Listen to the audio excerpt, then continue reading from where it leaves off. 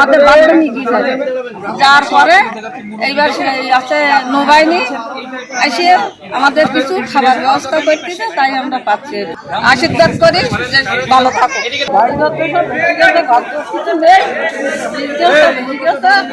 কিছু দেয়নি, এখন এই নৌবাহিনী দিচ্ছিটা বাবা তাকে ভালো করতে পারো। আমরা সবসময় আপনাদের পাশে আছি, যে কোনো দুর্যোগ মুহূর্তে বাংলাদেশ নৌবাহিনী সবসময় জনগণের পাশে আছে, ইনশাল্লাহ আছে এবং ভবিষ্যতে থাকবে। এতদিন কোনো ত্রাণ পাইনি, আছে নৌবাহিনীর পক্ষ থেকে আমাদের সবাইকে ত্রাণ দেওয়া হয়েছে। আলহামদুলিল্লাহ আমরা বাচ্চাদেরও সুস্বাস্থ্যভাবে আমাদের বাচ্চাদেরও তাড়াতাড়ি হয়। আমি বন্দি আছি, আমরা সব অসুস্থ। আমরা 2 দিন যাবৎ হচ্ছে আমার বাড়ি, আমরা সবাই বাথরুম আছি, এতদিন কোনো ত্রাণ পাই নাই। অবশ্যই আজকে পাইছি আমরা নৌবাহিনীর পক্ষ থেকে, আলহামদুলিল্লাহ। বান্ডেল থাকলে প্রতি সেনমানিতে টাকা বাঁচবে। বিকাশ সেনমানি বান্ডেল কিনে জিতুন প্রতি লেনদেনে।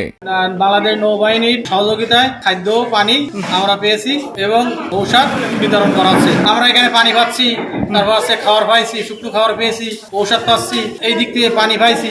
পানি আইছে, যে ত্রাণ পাইছি, যে অসুস্থ ওষুধ পাচ্ছি, এই ত্রাণ পাইছি। এতদিন কিছু পাইনি, আজকে পাইছি।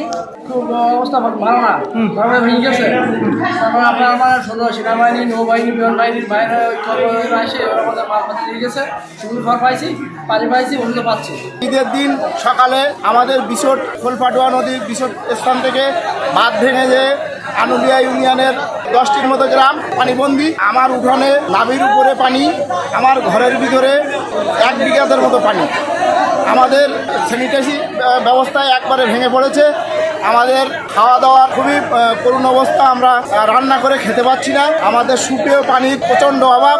এই 3-4 দিন পরে আজ প্রথম আমরা বাংলাদেশ নৌবাহিনী আমাদেরকে কিছু ত্রাণ সামগ্রী বিতরণ করছে। আমরা এই জন্য বাংলাদেশ নৌবাহিনীকে ধন্যবাদ জানাই। আপনারা সবাই অবগত আছেন, আমাদের এখানে গত 31শে মার্চ হঠাৎ জোয়ারের কারণে বাঁধ ভেঙে অনেকগুলি গ্রাম প্লাবিত হয়েছে। তো আমাদের খুলনা নৌ অঞ্চলের আমাদের যিনি কমান্ডার আছেন, কমান্ডার খুলনা নৌ অঞ্চল, তার নেতৃত্বে আমরা নৌবাহিনীর একটি দল আজকে এই অত্র অঞ্চলে এসেছি এবং এই অত্র অঞ্চলের মানুষের মাঝে আমাদের নৌবাহিনীর থেকে সামান্য কিছু উপহার আমরা দেওয়ার চেষ্টা করছি। এখানে তার মধ্যে রয়েছে চাল, ডাল, তেল, চিনি, শুকনো খাবার, মোমবাতি এবং দেশলাই, পানি এবং আরও সামান্য কিছু মেডিসিন রয়েছে, যেটা কিনা পানি বাহিত রোগ অথবা স্কিন ডিজিজের কারণে হয়তো ব্যবহার করা যাবে। আপনারা জানেন যে আমরা দেশের যে কোনো ক্রান্তিকালীন মুহূর্তে সবসময় বাংলাদেশ নৌবাহিনী বাংলাদেশের মানুষের পাশে থাকার চেষ্টা করে।